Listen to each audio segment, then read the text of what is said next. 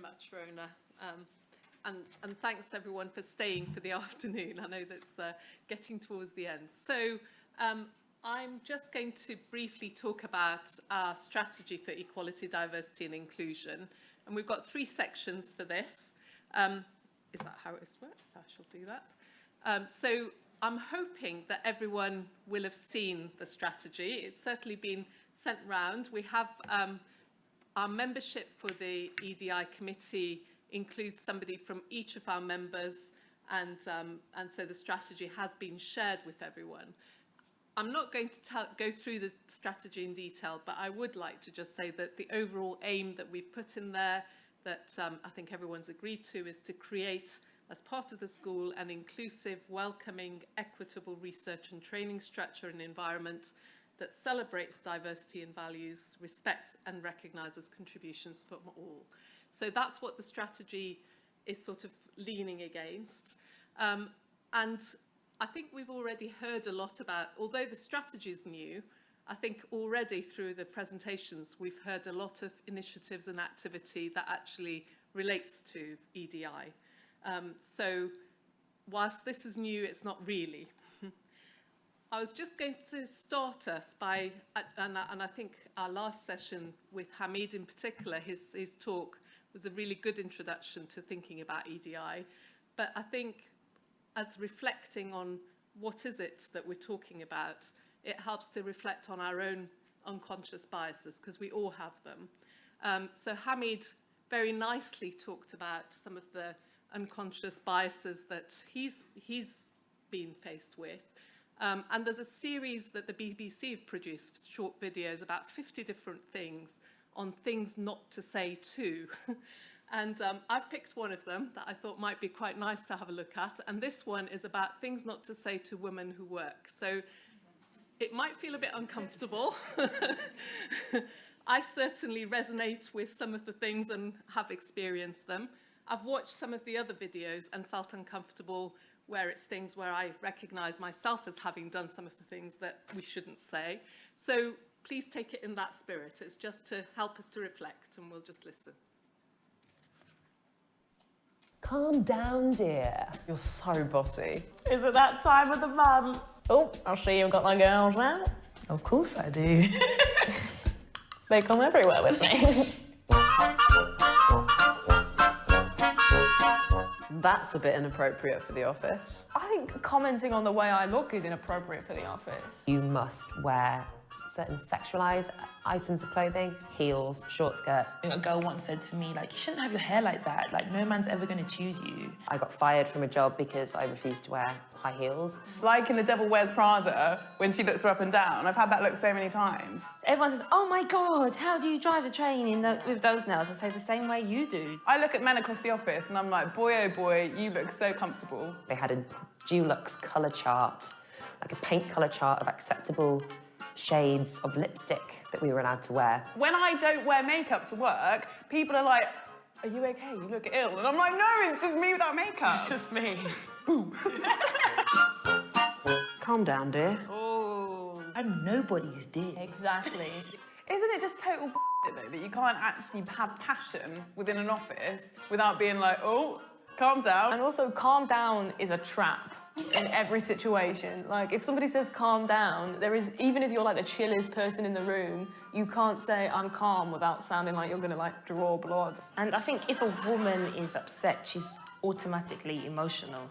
I've been called a loose cannon for feeling, or like fiery, or sassy. These are sassy. Yeah. You know, get people being like, oh, cheer up, love. Yeah. I'm like, what? It's like, would you ever say that to a man? Exactly. I'm always proud when somebody calls me sassy, though. Yeah. I'm like, yeah, damn straight I'm sassy. But get back in your box, I'm the boss. Is it that time of the month? You've been quite emotional today. Is it that time of the month? Payday. Still that kind of muttering of like, oh, so-and-so's a bit moody at the moment. Yes. And actually, you know what? Sometimes I do get moody before my period. I've said before, like, I'm feeling rubbish today, I'm on my period. And I've had a woman be like, oh, that's so gross. Like, no, don't. It's like, too much you're, information. yeah, you're part of the problem. Not enough information. There is a kind of hesitation when you're working in an office to be like, even in an all-female office, to say, oh, yeah, you know, yeah, I have got my period. Periods are such, like, taboos, that there's all these ways of saying it without actually saying it. So many times I've been in the loo where there's literally no sanitary towel bin. I've actually had to put soiled sanitary towels back into my bag. You need to go to the bathroom. You either pick up your whole big rucksack and go, or you try to have to sneak it out and To get like a jump. This is like, it, yeah. sneak the thing in. Amount of times I've had to like somehow stealthily slide a tampon up my sleeve, and then you don't want to be stopped. That walk to the toilet is so intense. Can you make us some teas, love? I picked it up, I'm like, hello, and he's like, coffee, darling, hangs up. It's just another way of somebody saying like, oh, the work I'm doing is more important than the work you're doing, so you have time to stop and go and make some tea. The way to get around it is you make them a cup of tea. Yeah, exactly. And they will never ask again. So what's that thing called that you put a golf ball on? And I'd be like being like, come on, Joe, it's your first week, make a good impression. And I'm like, tea! And they're like, go on then, love. To be fair, I think the majority of my jobs that I've had in my life, it was my actual job to make tea. Can I speak to your manager? I am the manager. Who's the highest person I can speak to? You're talking to them. You are. Can I speak to your manager? And I just go, yes. Until they realise I am the manager. They see the work before they see us, and then they meet, and they're like, oh. You did that and you had a vagina? It's in us that we feel like we are, on a subconscious level, a bit inferior. Yeah. And every time he spoke about her, he would call her the lady boss. Like just in conversation, he'd be like, oh, the lady boss is making us do this. If you were in an interview with a man, if I was sat next to a man, I'd feel like I need to bring a lot more to the table. Yeah. Do you know what I mean? You can't just walk in and be like, yeah, this guy. Obviously resented the fact that she was a woman and she was his boss and just couldn't stand it, which I find hilarious because he has to go to work every day. Yeah, and deal with the lady boss. You're so bossy. I'm the boss. My mum said I was bossy when I was like 3 years old, so yeah, I own it. You have to be a bit bossy to be a good leader. As women, I think we need to own that language and turn that around and be like, yeah, I am bossy, and maybe you should get over it because this is the way it is.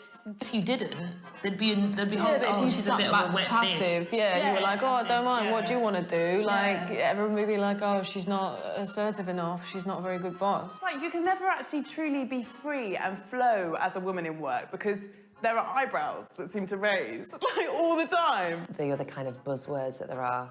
Bossy, bitchy. A ball buster is one that you get. Yeah. Feisty, I hate that one. Feisty. I give any kind of strong opinion or stand up for myself or I'm assertive, a guy will be like, oh, you scare me. And I'm like, I scare you? I weigh 7.5 stone and I fight like a kitten. Oh, I see you got the girls out. They're not girls, they're women. You've got a lovely pair. I can't believe I haven't seen them before. So I've seen that happen to other women, and maybe I should have said something at the time. How can I hide them as much as possible? Yeah. Because I'm sick and tired of men making comments about it at work. And it's not like she's going in, you know, in just a bra. She's just sick and tired of people having conversations with her tits. Yeah. If I wear like a structured bra and a low-cut top, people would just be looking at me. Oh my God, they would just make comments like, you know, your boobs, your boobs, your boobs. I was like, it's not about my boobs. It actually help if you've got bigger boobs and they show in a top. You can't actually help that. In theory, a woman should be able to walk in with the biggest push-up bra and the most revealing top, you know, and it not cause people to just fall about. But also, it's just not your business. Like, I don't need your comments. Like, who are you? Don't need them. Yeah, I'm not Shut up, proud mate. of my boobs. Yeah, you're boring. Do one.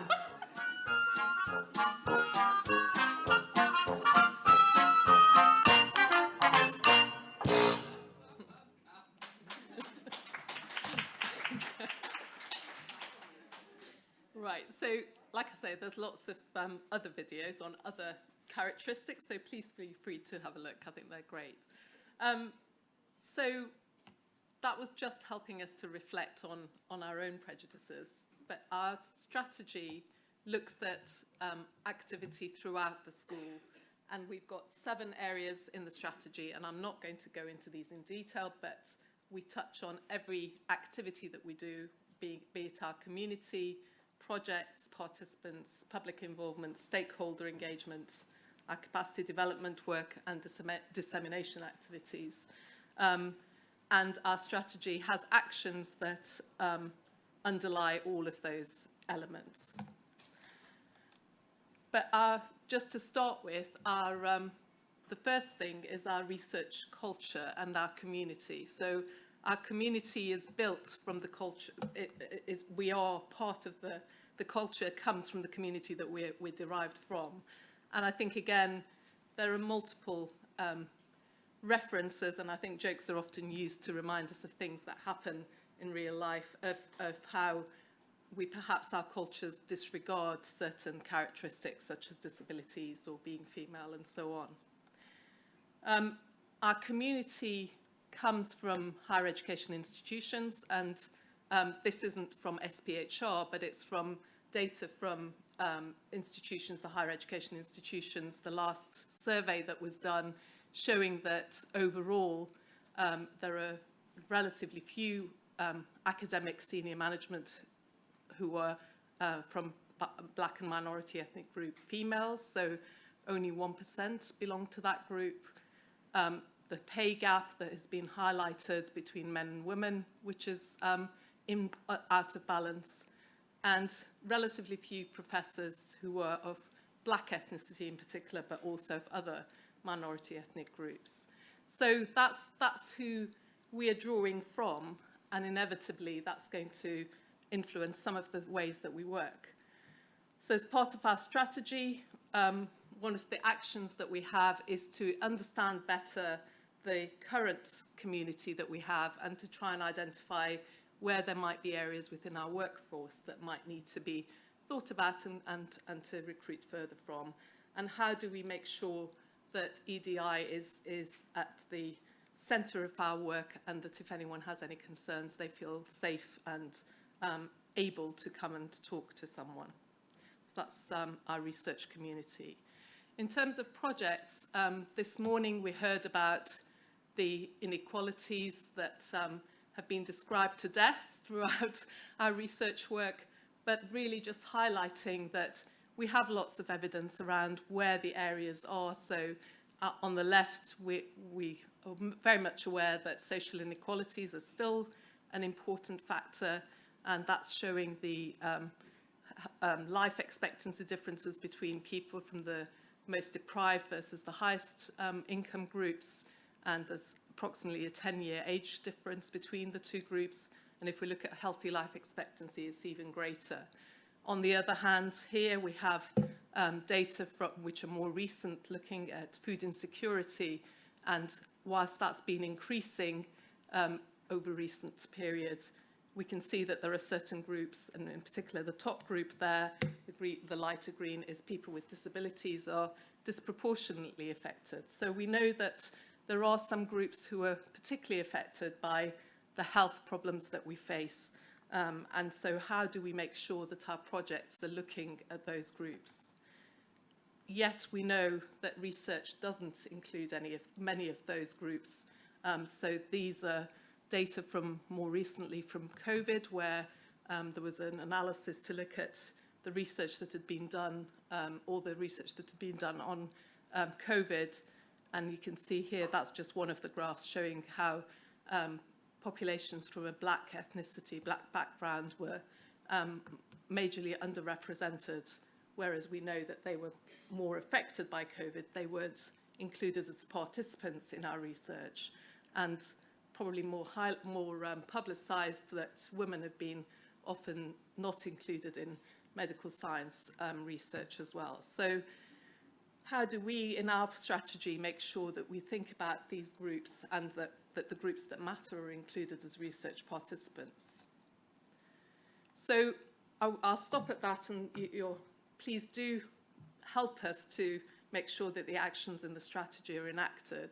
But just wanted to remind us that EDI is everyone's business. And so as a school, we have our strategy, we have our committee, and if you don't know who the representative is from your institution, please do come and tell me, or ask your leads, because we do all have members we do have representatives.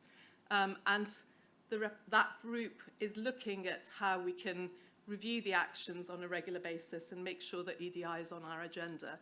We don't pretend to be achieving equality, diversity, and inclusion immediately, and it is a journey. It's something that we're still learning about, but we hope that everyone will contribute to help us learn and improve as time goes beyond this school as well.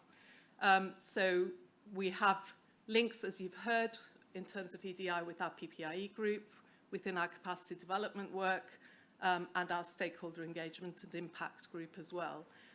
So it's woven into all our activities, and you will have seen that in all our research project proposals and our impact proposals, we've now got a section on EDI in there. If anyone feels that they'd like to be more involved, we have task groups that are looking at the different actions throughout the strategy, and it will be wonderful to have your input. So if anybody would like to contribute, please do contact us. And finally, just to say that hopefully we'll hear soon about, we've got some pilot project funding to look at how we can explore EDI within the school. So if anyone's interested, you'll hear more about that, and please do think about applying as well. So what can you do? Please do come to us if you have any interest in helping with some of the task groups, thinking about EDI and all the work that we do. And we want to also make sure that we share any examples of good practice, and later on we'll hear about our awards for EDI as well. On that, I'm going to move on to our final bit. So, as I said, although the strategy is new, EDI isn't. And so we're going to hear about some work that Jenny Pope has led, which was the For Equity group, work, which really is related to this, and that was done in the last quinquennium. Sure, just it's a green button. There you go. Does that work? Magic. There you go. Yes. Hi. So I'm actually talking on behalf of the For Equity team, and I can't remember who said it this morning, but if I name them all, I'll forget somebody. So just to say, there is a team including public partners, Alan Griffiths and Rod Lipa, who are maybe still here, who have developed this online resource, which was jointly funded by the school and the Applied Research Collaboration Northwest Coast. And we've got funding from the school and the ARC Northwest Coast to carry on looking at dissemination of this. So it's going to be a whistle-stop tour of this resource. If you want to, there's the link. You can maybe go in and have a look as I'm talking.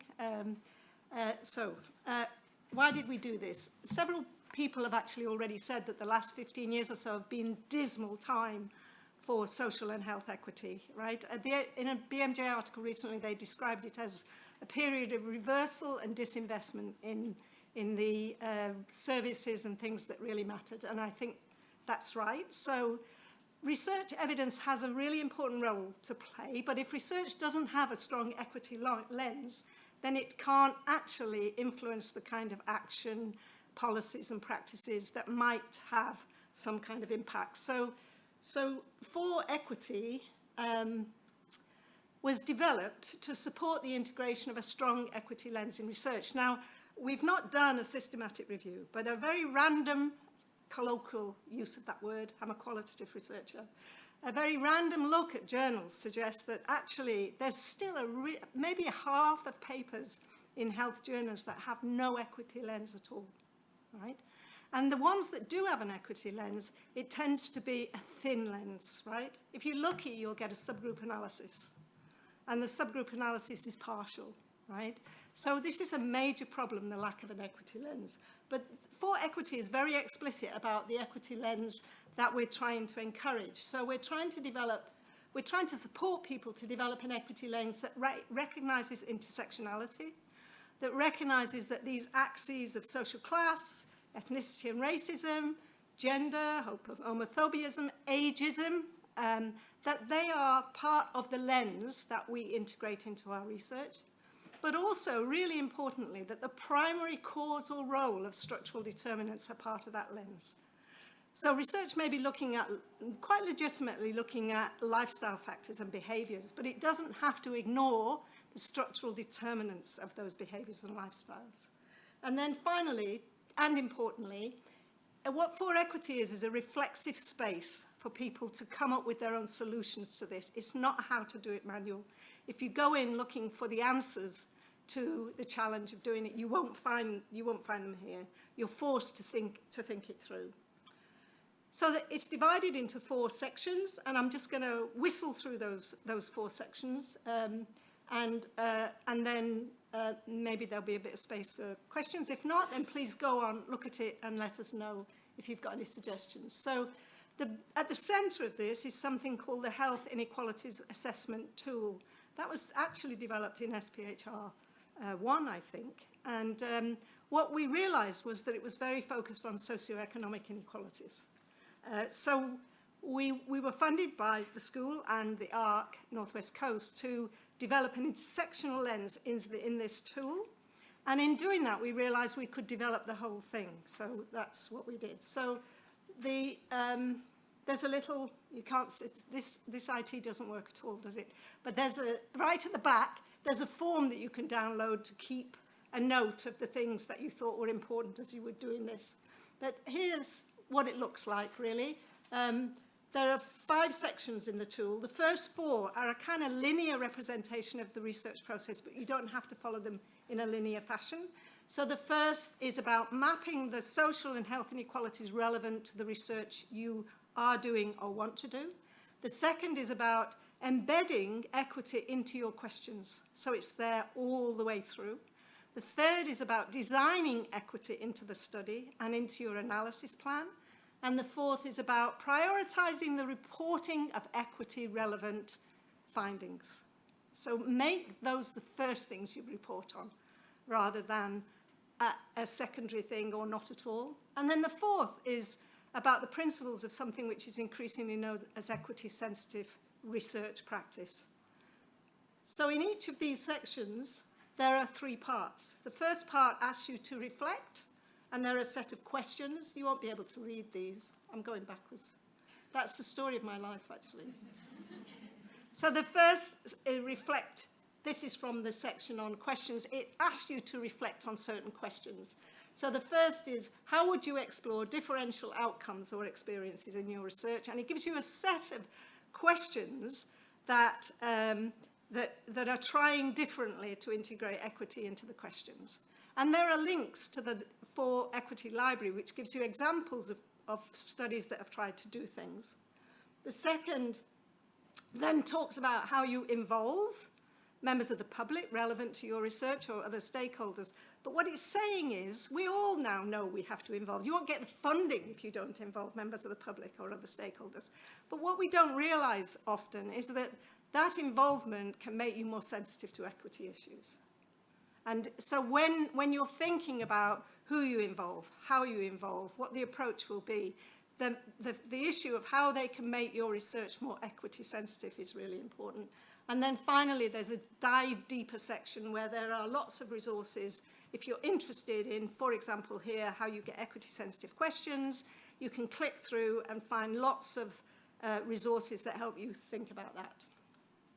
The second part of the resource is a library, and that's divided into 2 parts. So the first part is specifically linked to the Health Inequalities Assessment Tool. And it's structured around those 4 issues: mapping the equity issues relevant to your research, getting your questions equity sensitive, designing your study so equity is embedded all the way through, and sorting out your dissemination so you are prioritizing those findings relevant to equity. And in each of these, what you find are little synopses of research that we have found or people have drawn to our attention where the researchers have really tried to make their questions more equity sensitive, or to design a study where equity is embedded right from the start. And there are links through to the reports or the papers. And then the other part of the library is a set of general resources, which starts off with a wonderful little video on intersectionality that was actually produced by our Sheffield colleagues. It's a really short, very accessible introduction to intersectionality and health.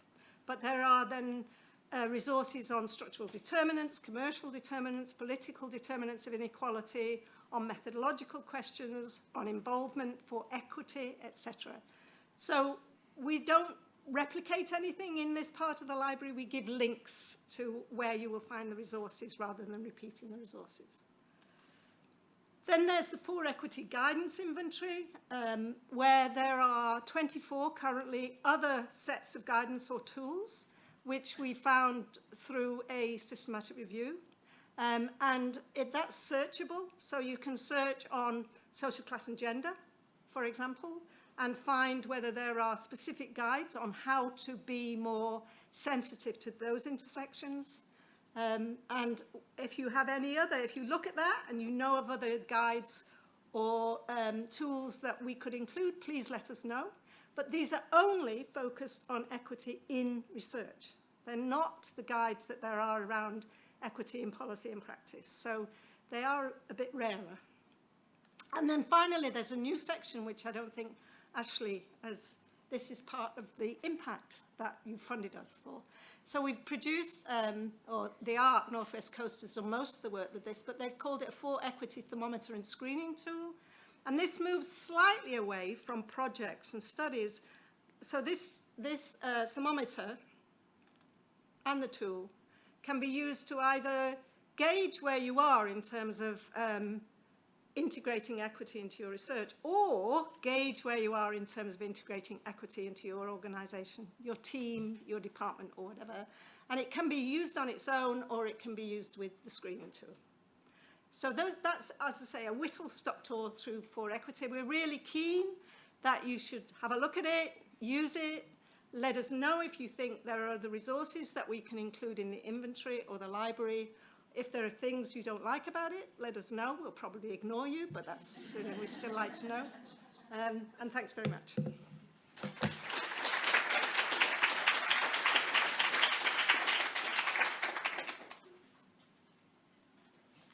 Great, thank you very much.